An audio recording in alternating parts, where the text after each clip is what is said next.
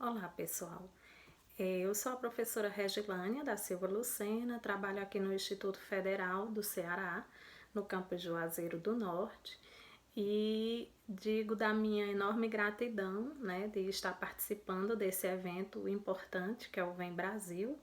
Considero um evento que com certeza será o primeiro de muitos, será também um marco na história da etnomatemática no Brasil, certamente, e nele com certeza as trocas de experiências farão toda a diferença, né, trazendo as contribuições de norte a sul do nosso país, fazendo com que as pessoas conheçam essa diversidade, as formas de pensar e fazer matemática nos mais diferentes lugares, né, do nosso país, do Brasil.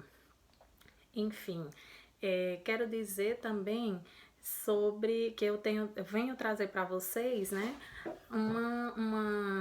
uma fração da pesquisa que foi realizada por ocasião do mestrado, que eu realizei, que fiz na Universidade Federal Rural do Rio de Janeiro, sob a orientação do professor José Roberto Linhares de Matos, a quem também tenho imensa gratidão, né? Agradeço a todo o encorajamento, acompanhamento, companheirismo, que mesmo após a finalização do mestrado, ele tem sido muito presente na minha vida de professora e de pesquisadora.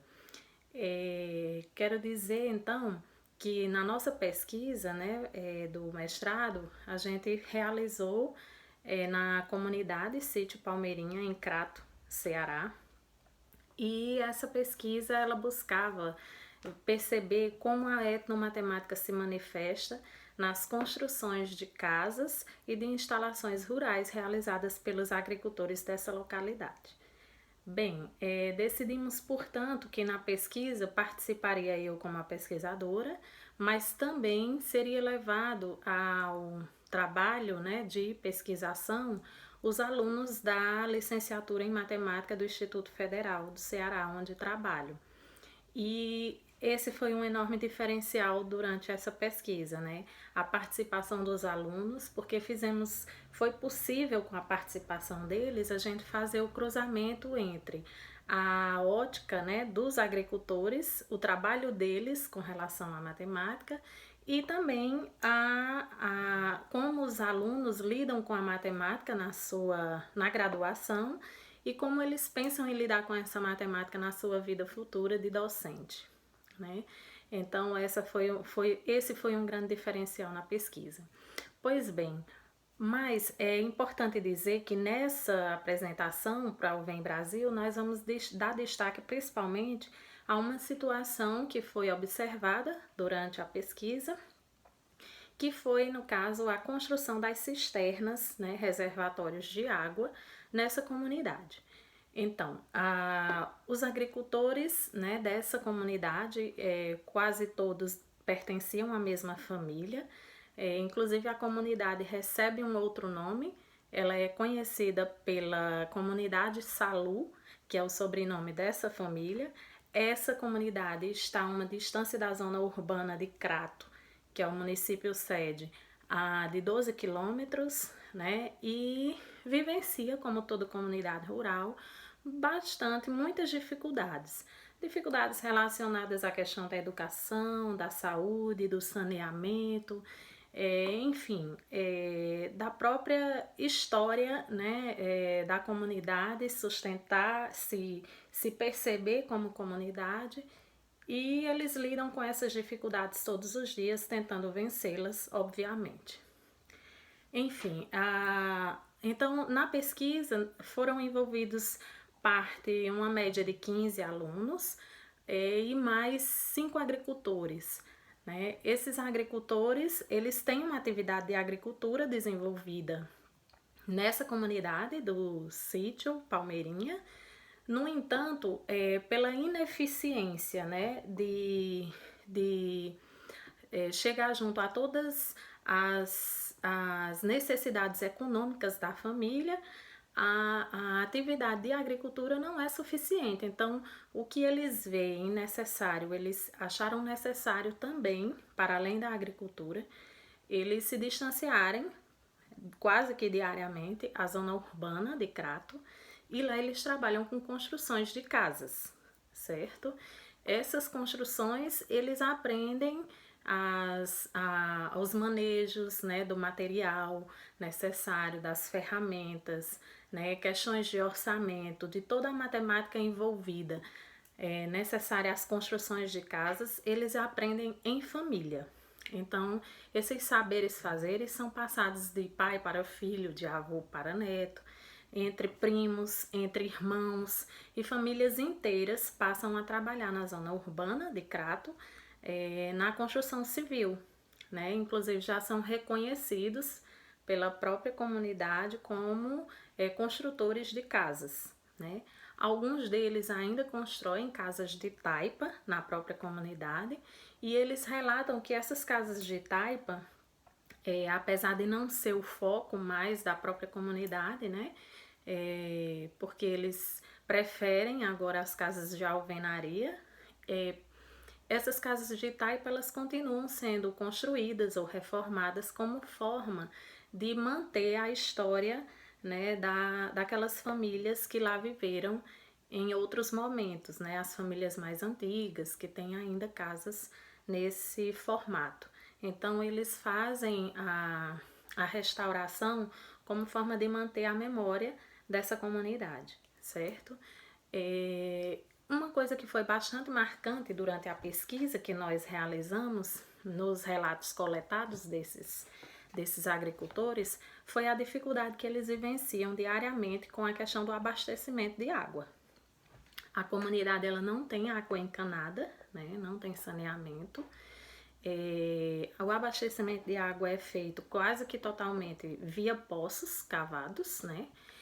E eles têm enfrentado uma enorme dificuldade, até mesmo pela escassez de poços que realmente deem fluxos de água o fluxo de água necessário ao abastecimento de água das famílias. Então, mediante esse contexto, né, inclusive eles comentam que esse tipo de dificuldade é uma das que levou, né, a tomada de decisão de não trabalharem somente com a agricultura, mas de também enfrentarem a zona urbana com essas construções. Então, a decisão de construir casas não foi uma decisão, digamos assim, orientada pelo próprio livre-arbítrio, mas por uma necessidade mesmo vivenciada dentro das próprias comunidades. Uma vez que eles não tinham água suficiente para trabalhar na agricultura, eles acabaram migrando, né, o trabalho, a questão profissional para a zona urbana. E então, como forma de solucionar esse problema, né, do abastecimento de água, a própria comunidade se reúne, junta, digamos assim,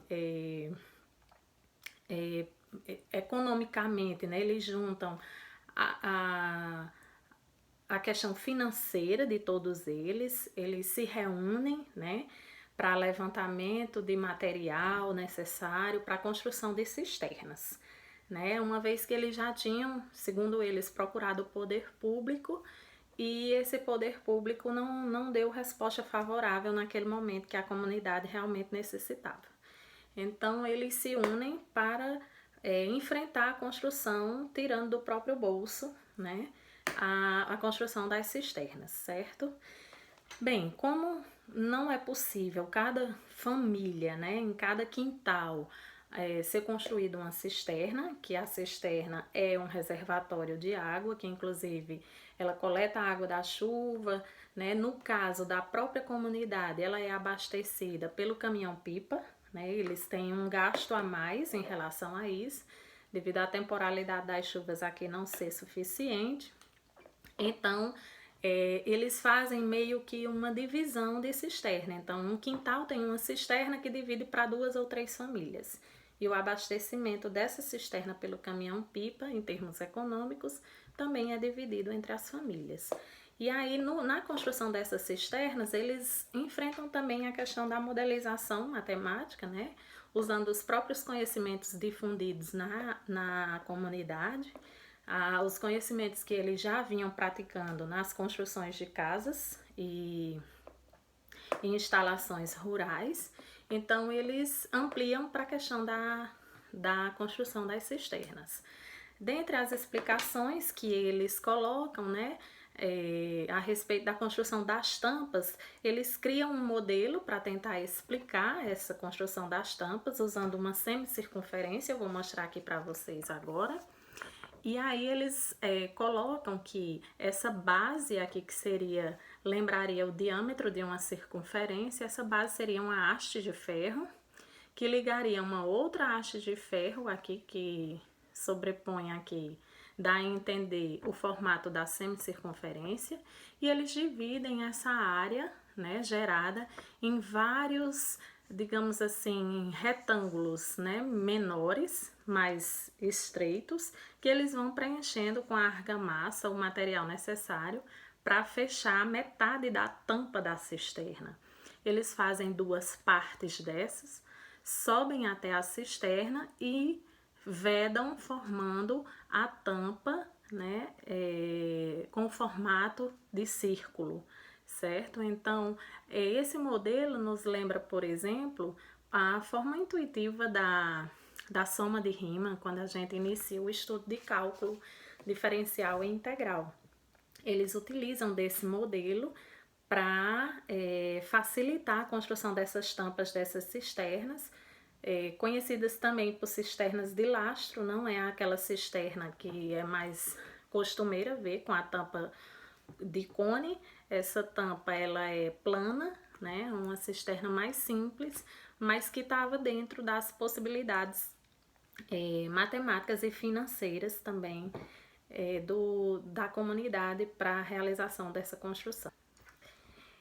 Após essa experiência vivenciada com os alunos, né, durante a pesquisa, é importante dizer que as perspectivas com a etnomatemática no campus em que eu trabalho, não somente no desenvolvimento do meu trabalho, mas percebi que principalmente na curiosidade e no interesse dos alunos da licenciatura, essas perspectivas têm sido bastante ampliadas. Alunos da graduação, da licenciatura em matemática e também da pós-graduação têm me procurado com maior frequência para que a gente consiga realizar estudos, pesquisas, produção de artigos voltados à etnomatemática nos seus mais diferentes contextos.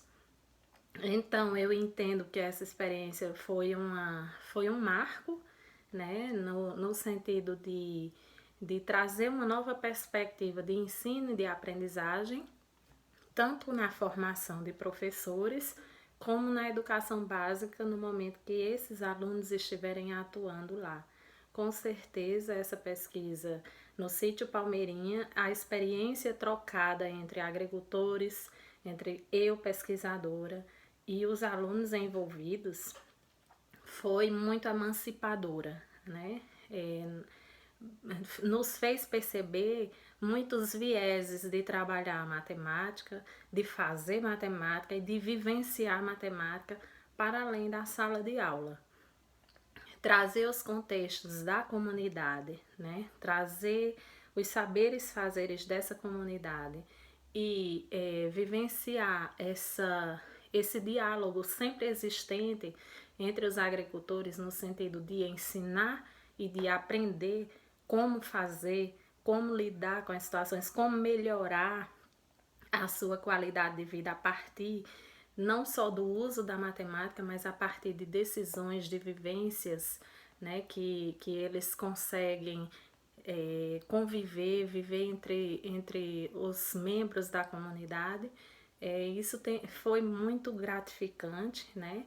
Foi um marco na nossa pesquisa, na nossa vivência, e que com certeza só veio a contribuir para que possamos ser professores melhores, né? Professores mais humanos, e que a gente consiga na nossa docência perceber o entorno, né? As manifestações dessa matemática, que não é só a do livro didático, né? Que ela conversa muito bem com as situações do dia a dia e com as necessidades dos grupos sociais. Então eu agradeço a todos, espero que tenha sido edificante a nossa conversa e que em outros momentos possamos também conversar sobre outros temas que envolvam também a etnomatemática e que tragam aprendizagens diferenciadas. Um abraço a todos, um prazer participar desse momento e quero dizer que todos estamos aqui para aprender, assim como para ensinar e para trocar experiências. Um abraço.